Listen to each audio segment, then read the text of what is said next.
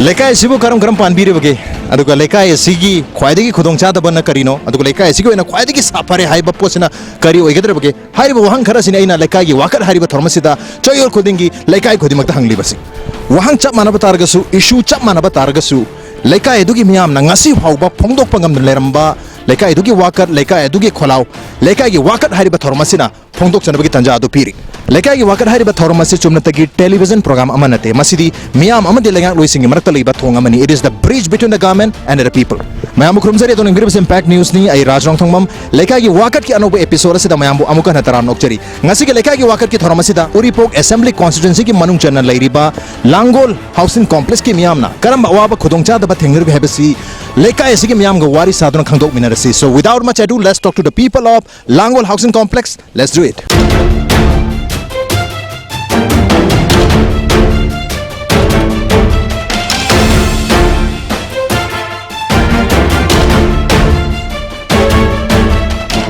Mengi site ki pibam thokpa koi Leikai amagi lam amagi natraga quarter complex amagi phangkhum thokpa koi basic minimum requirement dudi matik chana leireng khanbi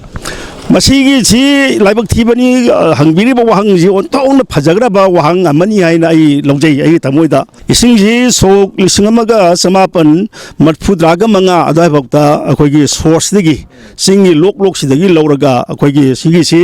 tingda koi mamingda uribasi masi waikhulok kawi waikhulok sidagi lakpa source ising se aduki mating marang kaina lerami mai braga manga adai matung adai digi di masi piba lek khare reservoir ne sing masi ariamba huji tadan lere reservoir gi jaga sa mi tasan gare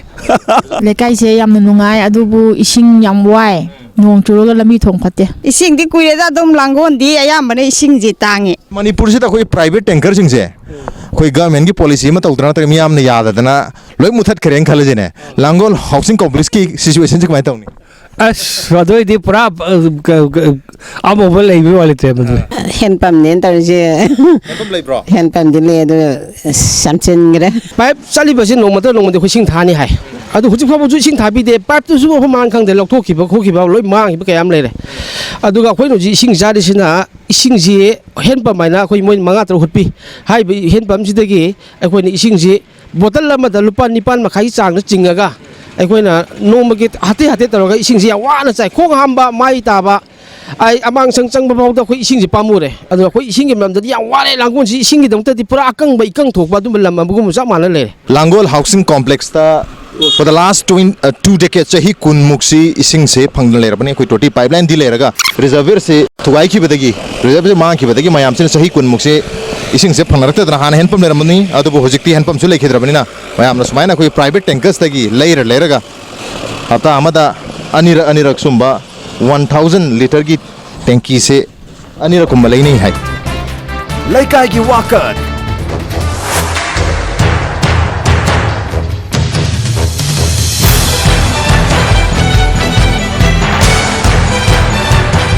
Leiriba quarter mayam sigi repairing se lakta ba akogi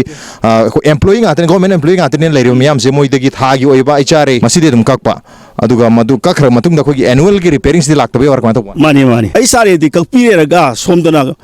quarter te maintenance lakpi da ba asumaina to mayam ma quarter an kangu jingsena masana puthok jare raga mingen kare masana habjare adugi white washing tore masana haijare di Langol gi di quarter ne haibo ani nungai bam te yaude adu masa na loi semjaba ngatani masa senjo ngatani matang soi sidani masa semja ga dor gadi hoi HRA se kakpi ganu haibagi case am lai koi gi haibo bo kari mat su leita bade da kari na de repairing su leite adagi amoda kai kari loina maksi amata su yadra hai business hojik se khitang ai ador so ayam lo siding dum le aduga ising ai bu su phangdra hai business yuma te de bahara yam pibane na se da khara government khara handhabe lebi wane yum se khoi na semjere akai to so loina me khoi semjere to se bahara de dum chatle hara yam dobagi mafum sida leiba aduga khoi mafum sigi hawa nungsi nungai bajina mafum sida leiba nungai bi wani adu atopa phangpham thokpa khoi gi basic minimum requirement lambi thong boiro ising boiro mai boiro mafum sida Manipur ki atopa Leikai sing mafum sing da kul sing da tawno ba dmaina mafum sida so aduma condition chadna leiri housing complex leiri ba yum yam je loi quarter ne di takpi re to khoi taja bata masida pata ta ba ka su yaw have yawri masi kamai tu jano masi sumana सुमायना तवे आइना याम कोना थिगे चबदा F sector सिमक्ता F sector की last but the one road सिदा building अमा सागली क्रमाइन तो वनो government की area सिदा कचाना सुम खल्लग लेबदुदी मधु पतानी हाइबसी थाजेदी अदुबो पक्का सागलकपनिना मसी पता पाइरी हाइबसी आइगोंदा डाउट नम लेबना अखोने थिगे चरुबना मसी पता छे सेनापति की डिस्ट्रिक्ट सेनापति डिस्ट्रिक्ट रोमदी के समातुन पता छे पसी पिन सदर हिल्स सिंगेरगा अदुमाय तुन पता पिन अदुमाय ताचे Leikai की Wakat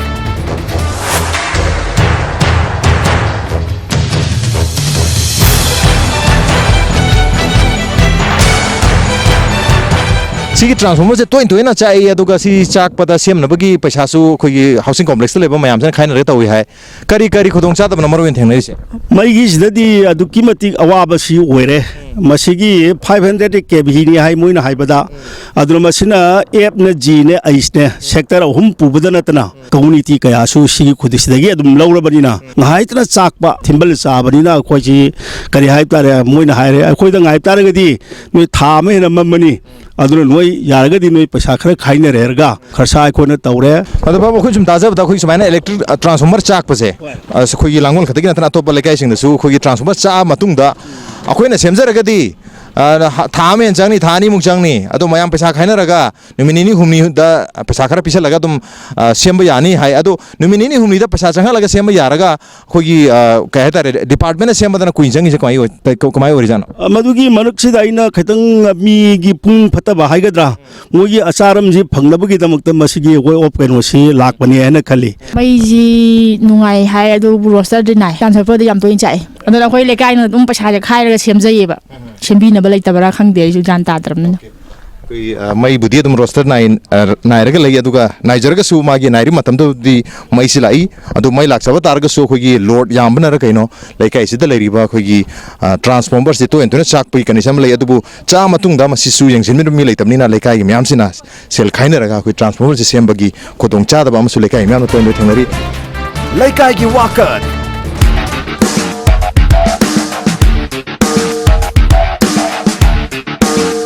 लांगोल हाउसिंग कॉम्प्लेक्स की कोई लेरक सिंह जिदा लेरिबा कोई इरम नाला ड्रेन सिस्टम सी मसे फजन सेंबी दे मसे हाना लेरम बजाला नत्रगा सुंगले लेगे तब जाला है बसे कोई लेकाय सिगी याम खंजगी याम कोई इरम नाला से ड्रेन सिस्टम से हान दगी सुम लेरक तब रखवाय दिजान हान दगी सुमा सुम अदुम बेरम बस कम तोक्री नोंग जो मतम द मसे इरम जिंग जे लोय फुजन गरम ने को इसिंग जे आदगी मसकते हाइदक को सिंग जे युम जिंग जे लोय चंगगा बा नोंग बुस जे प्रा इसिंग जे सिंग जावरे दु चिंग दि सिंग जावरे नोंग चाव मतम जे चिंग दि सिंग जावरे यामदे इरम ना लेत्रबनी ना चेंथरे बिसिंग याम चेनफम लेतदना युमद चेंशन बस कोई इमुंग द चेंशन बि कंडीशन से लेरे अदुबो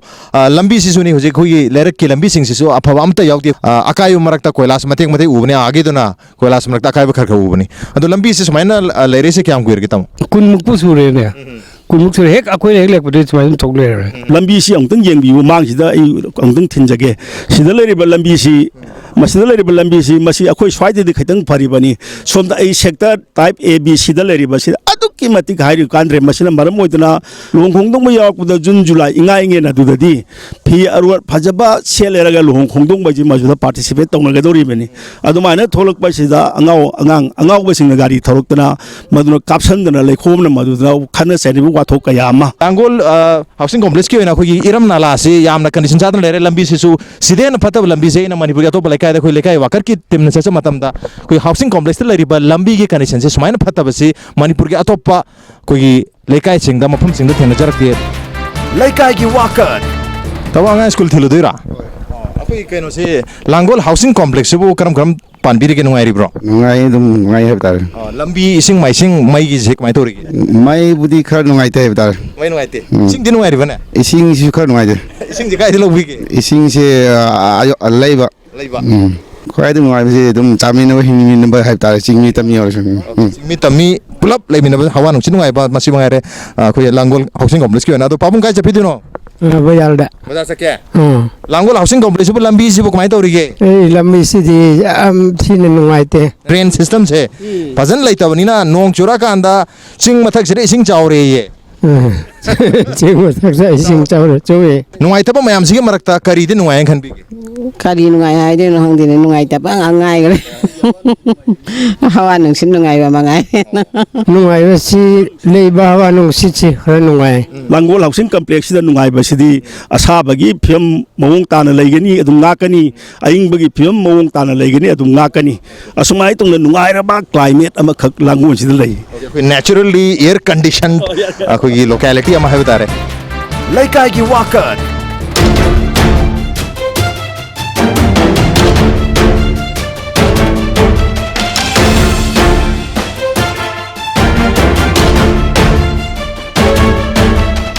이마 랑골 하우싱 컴플렉스ꯕꯨ ꯀꯃꯥꯏ ꯇꯧꯕꯤꯔꯤꯒꯦ ꯅꯨꯡꯉꯥꯏꯔꯤꯕꯣ ꯅꯨꯡꯉꯥꯏꯕ ꯍꯥꯏꯗꯨꯔ ꯏꯕꯨꯡꯉꯣ ꯈꯪꯗꯦ ꯃꯤꯔꯥꯡ ꯊꯨꯔꯦꯅꯦ ꯊꯨꯔꯦ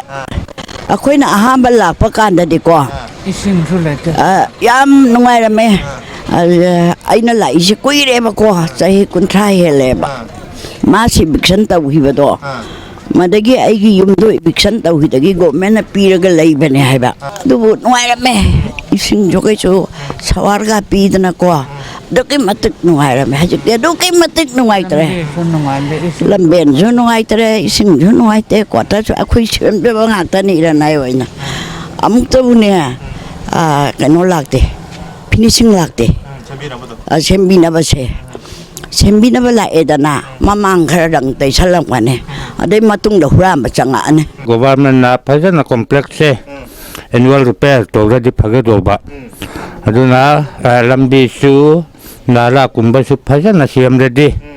ꯀꯣꯝꯄ꯭ꯂꯦꯛꯁ ꯅꯨꯡꯉꯥꯏꯕ ꯑꯣꯏꯒꯗꯧꯕꯅꯤ ꯃꯤ ꯃꯌꯥꯝꯁꯦ ꯅꯨꯡꯁꯤꯅ ꯂꯩꯕꯁꯤ ꯅꯨꯡꯉꯥꯏꯕꯅꯦꯕ ꯍꯧꯖꯤꯛꯀꯤ ꯑꯣꯏꯅꯗꯤ ꯂꯝꯕꯤ ꯊꯣꯡ ꯏꯁꯤꯡ ꯃꯥꯏꯁꯤꯡ ꯏꯔꯝ ꯅꯂꯥ ꯐꯠꯇꯕ ꯇꯥꯔꯒꯁꯨ ꯃꯌꯥꯝꯁꯦ ꯆꯤꯡꯃꯤ ꯇꯝꯃꯤ ꯄꯨꯟꯅ ꯂꯩꯃꯤꯟꯅꯕꯁꯤ ꯅꯨꯡꯁꯤ ꯆꯥꯟꯅ ꯂꯩꯃꯤꯟꯅꯕꯁꯤ ꯃꯁꯤ ꯈꯛꯇ ꯉꯥꯏꯍꯧꯔꯦ ꯃꯐꯝꯁꯤꯒꯤ ꯅꯨꯡꯉꯥꯏꯕ ꯍꯥꯏꯕꯕꯨ ꯑꯇꯣꯞꯄꯗꯤ ꯀꯔꯤꯝꯇ ꯂꯩꯇ꯭ꯔꯦ ꯑꯩꯈꯣꯏ ꯃꯥꯡꯗ ꯂꯩꯔꯤꯕ ꯂꯝꯕꯤꯁꯦ ꯑꯗꯨꯝ ꯌꯦꯡꯕꯤꯌꯨ ꯂꯝꯕꯤꯁꯤ ꯃꯦꯟ ꯔꯣꯗꯁꯤꯁꯨ ꯑꯗꯨꯝ ꯌꯥꯗ꯭ꯔꯦ ꯑꯗꯨꯒ ꯃꯦꯟ ꯔꯣꯗꯇꯒꯤ ꯍꯥꯏꯒꯠꯂꯤꯕ ꯂꯝꯕꯤꯁꯤꯁꯨ ꯌꯥꯝꯅ ꯐꯠꯇ꯭ꯔꯦ ꯃꯁꯤꯗꯤ ꯅꯣꯡ ꯆꯨꯕ ꯃꯇꯝꯗꯁꯨ ꯅꯣꯡ ꯆꯨꯗꯕ ꯃꯇꯝꯗꯁꯨ ꯊꯧꯒꯠꯄꯗ ꯊꯧꯊꯕꯗ ꯑꯦꯛꯁꯤꯗꯦꯟꯠ ꯊꯣꯛꯅꯤꯡꯉꯥꯏꯒꯤ ꯌꯥꯝ ꯆꯥꯎꯕ ꯃꯔꯝ ꯑꯃ ꯑꯣꯏꯒꯗꯧꯔꯤ ꯒꯦꯝ ꯚꯤꯂꯦꯖꯗꯒꯤꯅ ꯁꯤꯖ ꯍꯣꯁꯄꯤꯇꯥꯜ ꯀ꯭ꯂꯤꯅꯤꯛ ꯇꯥꯕ ꯌꯥꯕ ꯂꯝꯕꯤ ꯑꯩꯈꯣꯏꯒꯤ ꯂꯥꯡꯒꯣꯜꯒꯤ ꯃꯦꯟ ꯔꯣꯗꯀꯤ ꯀꯟꯗꯤꯁꯟꯁꯤ ꯌꯦꯡꯕꯤꯌꯨ ꯃꯁꯤꯗ ꯂꯩꯔꯤꯕ ꯄꯣꯠ ꯍꯣꯜꯁꯤ ꯀꯌꯥꯝ ꯁꯥꯊꯤꯔꯒꯦ ꯍꯥꯏꯕꯗ ꯍꯥꯏꯔꯤꯕ ꯃꯐꯝ ꯑꯁꯤꯗ ꯑꯩꯈꯣꯏ ꯏꯁꯤꯡ ꯊꯥꯗꯔꯒ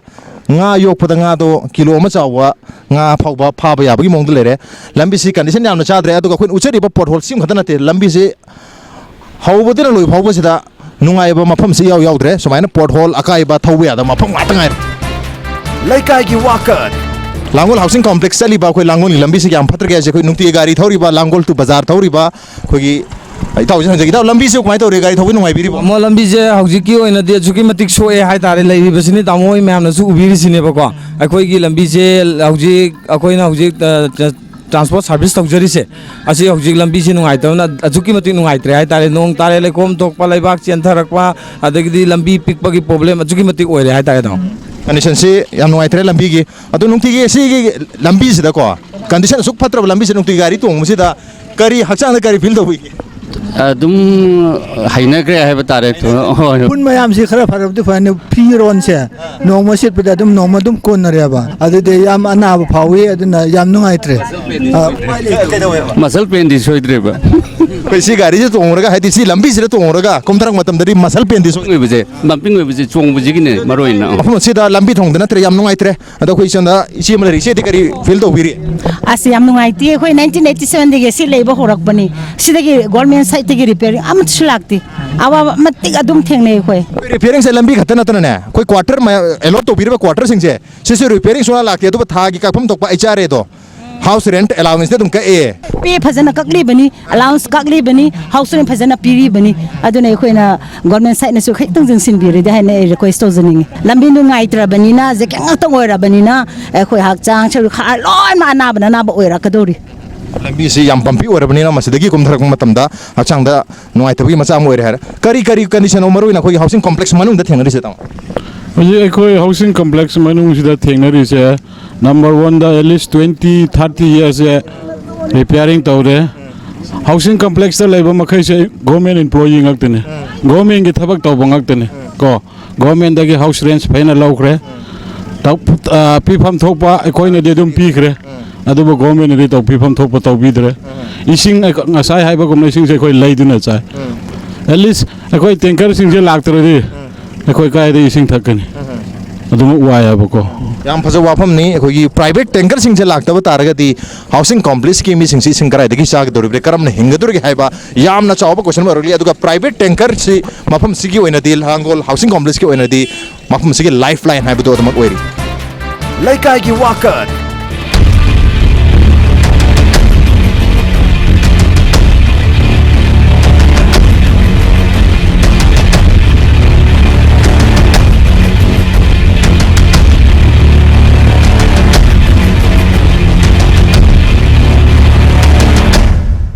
ꯑꯩꯈꯣꯏ ꯂꯥꯡꯒꯣꯜ ꯍꯥꯎꯁꯤꯡ ꯀꯣꯝꯄ꯭ꯂꯦꯛꯁꯀꯤ ꯑꯦꯔꯤꯌꯥꯁꯤꯗ ꯃꯔꯨ ꯑꯣꯏꯅ ꯅꯨꯡꯉꯥꯏꯇ꯭ꯔꯤꯁꯦ ꯀꯔꯤ ꯀꯔꯤ ꯑꯩꯈꯣꯏ ꯈ꯭ꯋꯥꯏꯗꯒꯤ ꯅꯨꯡꯉꯥꯏꯇꯕ ꯍꯥꯏꯕꯨ ꯂꯝꯕꯤꯁꯤꯃ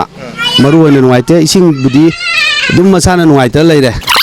ꯂꯥꯡꯒꯣꯜ ꯀꯝꯄ꯭ꯂꯦꯛꯁꯁꯦ ꯅꯨꯡꯉꯥꯏ ꯍꯥꯏꯕꯨ ꯂꯝꯕꯤꯗꯤ ꯌꯥꯗ꯭ꯔꯦ ꯂꯝꯕꯤꯁꯤꯗꯤ ꯎꯔ ꯑꯗꯨꯝ ꯈꯪꯅꯤꯌꯦ ꯀꯣꯡꯀ꯭ꯔꯤꯠꯀꯤ ꯀꯣꯡꯀ꯭ꯔꯤꯠ ꯉꯥꯛꯇ ꯔꯤꯄꯦꯌꯥꯔꯤꯡꯁꯦ ꯁꯨꯡꯂꯥꯛ ꯂꯥꯛꯇ꯭ꯔꯦ ꯑꯩꯈꯣꯏ ꯂꯩꯕꯁꯦ ꯁꯤꯜꯚꯔ ꯖꯨꯕ꯭ꯂꯤ ꯐꯥꯎ ꯑꯩꯈꯣꯏ ꯁꯦꯂꯦꯕ꯭ꯔꯦꯠ ꯇꯧꯔꯕꯅꯤ ꯂꯥꯡꯒꯣꯜ ꯂꯩꯕꯁꯦ ꯍꯧꯖꯤꯛ ꯐꯥꯎꯗꯤ ꯔꯤꯄꯦꯌꯥꯔꯤꯡ ꯍꯥꯏꯁꯦ ꯑꯩꯈꯣꯏ ꯊꯦꯡꯅꯔꯛꯇ꯭ꯔꯤ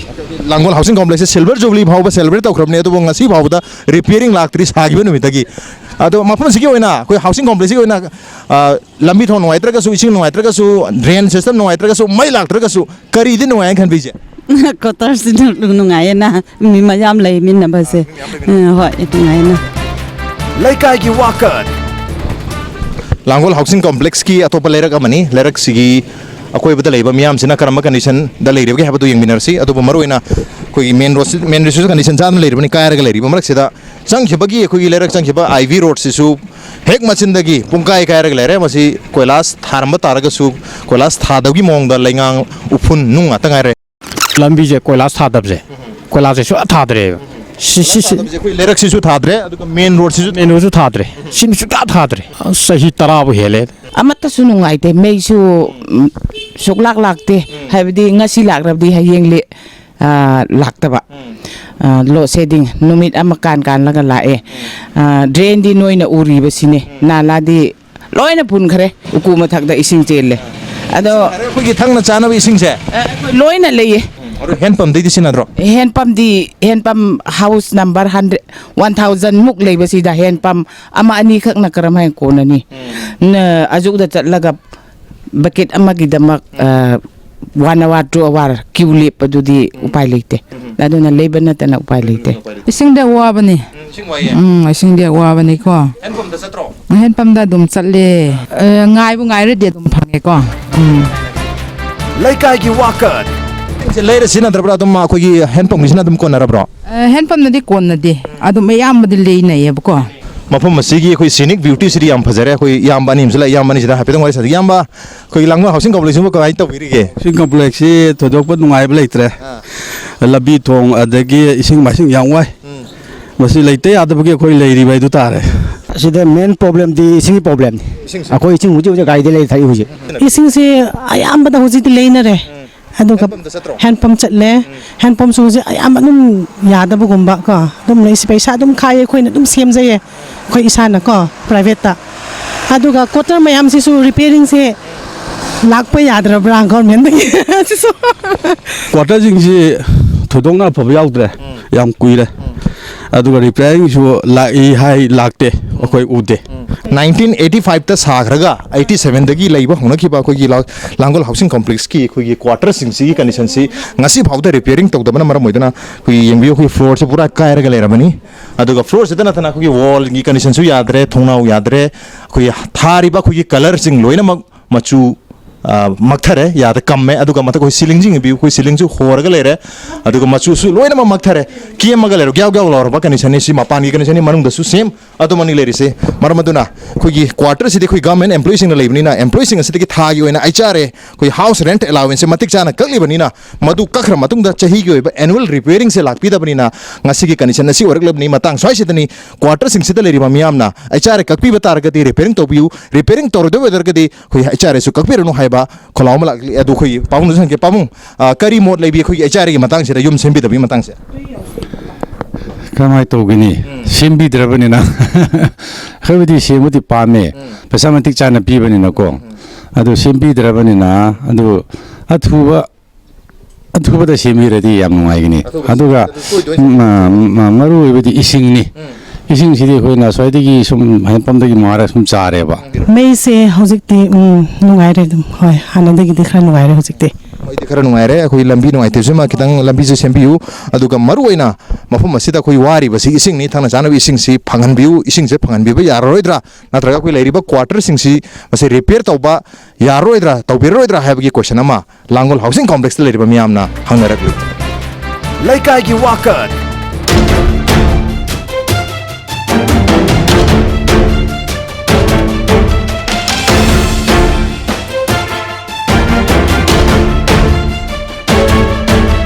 ꯃꯐꯝꯁꯤꯗꯒꯤ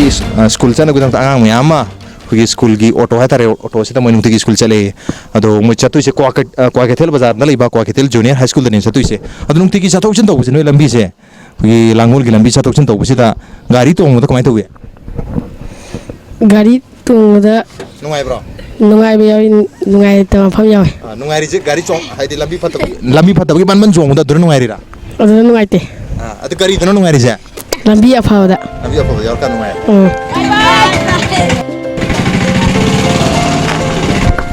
ꯍꯦꯟꯄꯝꯗꯒꯤ ꯈꯔ ꯈꯛꯇꯅꯦꯗ ꯑꯌꯥꯝꯕ ꯑꯔꯩꯕ ꯉꯥꯛꯇꯅꯦ ꯀꯨꯏꯔꯦꯕꯨ ꯍꯦꯟꯄꯝꯁꯤꯗꯤ ꯑꯩꯈꯣꯏꯗꯤ ꯌꯥꯝ ꯂꯩꯕ ꯅꯠꯇꯕꯅꯤ나 ꯁꯤ ꯀ꯭ꯋꯥꯇꯔꯗꯒꯤ ꯑꯗꯒꯤ ꯌꯨꯝ ꯇꯥꯔꯤꯕ ꯄꯨꯝꯅꯃꯛꯁꯦ ꯂꯣꯏ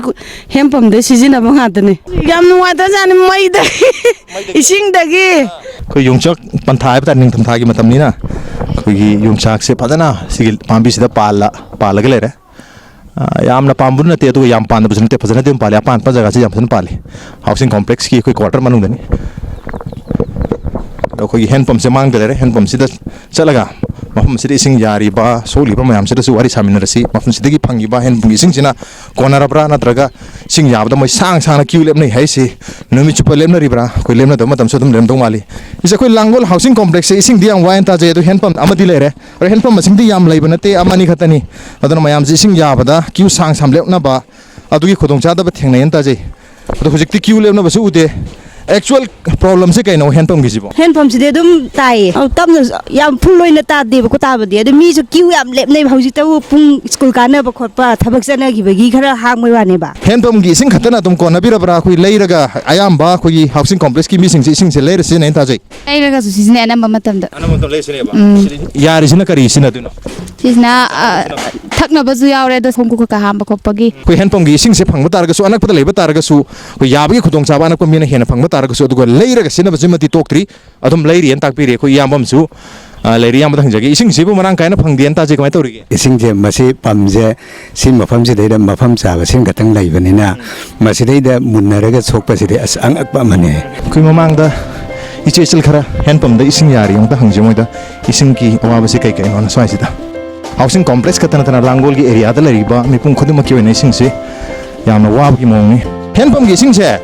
sina dum ya ra bro konar bu se kon ising je kona de khoi thakna ba cha na ba de chai sing thong na ba dina aduma khoi kano da gi lai masuji nungai ta ba khoi kai hai ni kotling gumba ka khalak ba hai da de adu kolik se masuji loinba kano tawe aduna sa ba thakpa di khitang nungai ta ba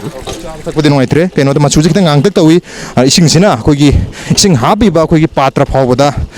koling kahan ba gi mong am lai ani se thakpi re tu se khoi ising se anam mana swai se leira dum chana ra kamai tawi aya mana le leira sa Leikai gi Wakat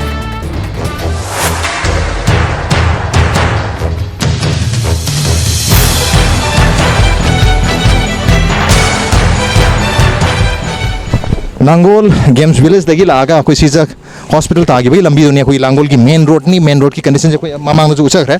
koi lambi is the pot hole je chong le ba macha masu gana ta ba pot hole je kyam chaur ge ha matam se ta mafum se de lai tungi bi sing se kangu yadre ising jadom tunga lere mafum sidagi ising je sitok natragati upai le tebi film de lere masinga thadar su yarabni adubu nga thadadre da khaknu lere mafum sine khoi gi abc khoi gi Langol housing complex ki type 2 gi area ni mafum sigi condition su khoi gi asun mamang da leba type 2 gi area singa thoidongna phagatpa phajaba haibdu madi thoidongna udi masi awap ngak to ne toi hoji awap pe jam sorok ti lambi de gi ama de suumba ising juwa de toiba mayam sigi lala khonga ji sum khudong chari si sumni awaba mayam leire ba iram na lak sei maru oina khoi gi ching oibani na mathak lom se ko maning lom se sidagi chendarak pa ising sing si adum makha da chendha jagi da bra kari no leiri ba actual situations konjin mena maru moduna na sorok ta sile phatak ti mayam tawse kaung ya de haing lai hoi kale phatak ti ma tong ba hinga sa photong tong ꯑꯗꯨꯅ ꯑꯩꯈꯣꯏ ꯃꯌꯥꯝ ꯀꯔꯤ ꯍꯥꯏꯗꯧꯅꯣ ꯈꯪꯗꯦ ꯑꯋꯥꯕ ꯃꯌꯥꯝ ꯎꯕꯤꯔꯤꯁꯤꯅꯤ ꯅꯣꯡ ꯈꯤꯇꯪ ꯆꯨꯕꯗ ꯅꯥꯟꯊꯨꯗꯅ ꯆꯠꯄ ꯌꯥꯗꯗꯅ ꯃꯌꯥꯝ ꯑꯃ ꯂꯩꯔꯦ ꯑꯗꯣ ꯀꯅꯥꯒꯤꯗꯤ ꯍꯣꯇꯦꯜꯁꯨ ꯐꯝꯃꯤ ꯍꯣꯇꯦꯜꯁꯤꯗꯤ ꯏꯁꯤꯡ ꯃꯊꯧ ꯌꯥꯝ ꯇꯥꯔꯝꯒꯅꯤ ꯁ꯭ꯋꯥꯏꯗꯤ ꯍꯦꯟ ꯄꯝꯗ ꯍꯦꯟꯅ ꯂꯩꯇꯦ ꯍꯟ ꯇꯥꯖꯩ ꯄꯝꯗ ꯍꯦꯟꯅ ꯂꯩꯇꯦ ꯇꯣꯇꯤꯁꯨ ꯂꯥꯛꯇꯦ ꯑꯗꯣ ꯏꯁꯤꯡ ꯂꯩꯔꯤꯅꯦ ꯑꯩꯈꯣꯏꯁꯨ ꯇꯧꯔꯤꯁꯦ ꯑꯁ ꯅꯣꯡꯃꯒꯤ ꯂꯨꯄꯥ 10 ꯑꯩ ꯍꯣꯇꯦꯜꯒꯤ ꯑꯗꯨꯝ ꯆꯪꯉꯦ ꯑꯇꯩꯗꯤ ꯃꯩꯒꯨꯝꯕꯗꯤ ꯅꯨꯡꯉꯥꯏꯕꯤꯔꯕ꯭ꯔꯥ ꯑꯁ ꯃꯩꯁꯨ ꯌꯥꯗꯦꯗ ꯁꯤ ꯂꯥꯡꯒꯣꯜꯒꯤꯁꯤꯗꯤ ꯃꯩꯁꯦ ꯉꯥꯏꯍꯥꯛ ꯂꯩ ꯄꯦꯛ ꯁꯤꯒꯤ ꯇꯥꯏꯞꯇꯨꯒꯤ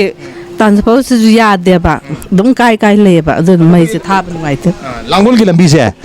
ꯁ꯭ꯄꯣꯠ ꯍꯣꯜ ꯌꯥꯝ ꯆꯥꯎ ꯂꯩꯔꯦ ꯃꯆꯥ ꯃꯁꯨ ꯅꯠꯇꯕ ꯑꯆꯧ ꯑꯀꯥꯏꯕ ꯑꯥꯕꯨ ꯂꯩꯔꯦ ꯑꯗꯨꯝ ꯌꯥꯗ꯭ꯔꯦ ꯁꯤ ꯂꯥꯡꯒꯣꯜꯒꯤ ꯂꯝꯕꯤꯁꯤꯁꯨ ꯃꯤ ꯇꯥꯍꯧꯕꯁꯨ ꯌꯥꯎꯔꯕꯅꯦ ꯀꯩꯅꯣ ꯂꯝꯕꯤꯁꯦ ꯀꯌꯥꯝ ꯐꯠꯇ꯭ꯔꯒꯦ ꯍꯥꯏꯗ ꯑꯩꯈꯣꯏ ꯖꯤꯞ ꯇꯣꯡꯉꯒ ꯑꯩꯈꯣꯏꯒꯤ ꯇꯥꯇꯥ ꯃꯦꯖꯤꯛ ꯅꯠꯇ꯭ꯔꯒ ꯑꯣꯇꯣ ꯃꯌꯥꯝꯁꯤ ꯇꯣꯡꯉꯒ ꯆꯠꯄ ꯀꯩꯊꯦꯜ ꯆꯠꯄ ꯀꯥꯡꯕꯨꯁꯦ ꯍꯪꯒꯟꯗ ꯇꯧꯕꯗ ꯍꯥꯏꯗꯤ ꯑꯣꯇꯣꯗꯒꯤ ꯅꯠꯇ꯭ꯔꯒ ꯒꯥꯔꯤꯗꯨꯗꯒꯤ ꯄꯥꯏꯊꯣꯛꯄ ꯃꯤ ꯇꯥꯍꯧꯕ ꯃꯤꯒ ꯌꯥꯎꯔꯦ ꯍꯥꯏꯔꯤ ꯂꯩꯀꯥꯏꯒꯤ ꯋꯥꯀꯠ उरीपोक असेंबली कॉन्स्टिट्यूंसी की मनुंग चन्न लेरिबा लांगोल हाउसिंग कॉम्प्लेक्स की मियाम थेंगरी खुदोंचादबसि मरुइना इसिंग की अवाबसनि मफम मसिदा मतममदा वाटर सप्लाई की इसिंग मरांग कायना फंगमदु ngasiदी ऑलमोस्ट चही कुनगी ममांगदगी मफम मसिदा इसिंग फंगदन लेरि मरमदुना प्राइवेट वाटर टैंकर सिंग सिदगी इसिंग से लेर सिनरी अदुगा प्राइवेट वाटर टैंकर सिंग असिना मफम मसिगी हाउसिंग कॉम्प्लेक्स की ओइना खुगी लाइफ लाइन अमोइरी मसि हेक लेतब नुमिता मफम मसिदा इकंग थोकनी मफम मसिदा इसिंग फंगवय हिंगबंग अमो हैबगी मियाम की मो लांगनरी अदुगा अनिसुबदा मफम मसिग नोइतबसे कोई लंबी सिनी कोई लेरक की लंबी आईवी रोड पोइरो अदुगा कोई लांगोल गेम विलेज लगी कोई सीजे हॉस्पिटल ताब या लंबी बोर मेन रोड सिंग सिगी पोर्ट होल याम लेबा कायर लेबा सेंबिदन लेरक मसिसु ऑलमोस्ट 20 ईयर मुसुरबा अदुगा यामना मरु ओरिबा अमना मफम असिदा लेरिबा लांगोल हाउसिंग कॉम्प्लेक्स की कोई क्वार्टर सिंग असी हेक साखिबदिंग असी फावबदा रिपेयरिंग लाक्तबा अदुबु मफम असिदा लेरिबा क्वार्टर सिंग असिदा लेबा गवर्नमेंट एम्प्लॉय सिंग असिदगी थागी ओइना कोई हाउस रेंट अलाउंस से कखरगा कोई चही की ओइबा रिपेयरिंग दे सुंगला लाक्तमना मरम ओइदुना कोई युंगी कंडीशन असी मतिक चाद्रे कंडीशन यामना फत्रे हाइबा मयाम की मोनी मरमदुना अतु मतमदा कोई रिपेयरिंग तोबियु नत्रगदि कोई एचआर सिंग असी ककपेरनो मखाताना हाइबगी मो लांगनरी मसिनिंग असिगी लेकाई वाकर के थरम असिगी एपिसोड असी करम तोबिबगे नत्रगा अदोमसु अदोम के लेकाई की वाकर हारिबा थरम असिदा सरु याबिनुंग तारगदि खुदि मेल थाबिर पयागनि कोई मेल आईडी impacttvnews@gmail.com नत्रगा कोई फेसबुक पेज www.facebook.com/impacttvmanipur दा जॉइन तोबिरगा कमेंट अमदि फीडबैक थाबिर पयानी ngasigi onati lekai wakri थरम से मतंग सोयदा लुसिनजरगे मथंगी चयोलदा अनोब एपिसोड अमगलोना अनोब लेkai अम पुदला सके till then keep watching impact news keep watching lekai wakat tada bata horo udubu horo ciao amata ngairaba thongni amata haiba wahai jaharuba amata ngairaba as amata ngairaba jaharu gitu and to the people lausing yam nuwara langol taseida hauji ai ji khara arpu beta bom sikadam thamjagi ai asai gi mirang bi okoi mutak pe ne lekai wakasi nunti yenge soida su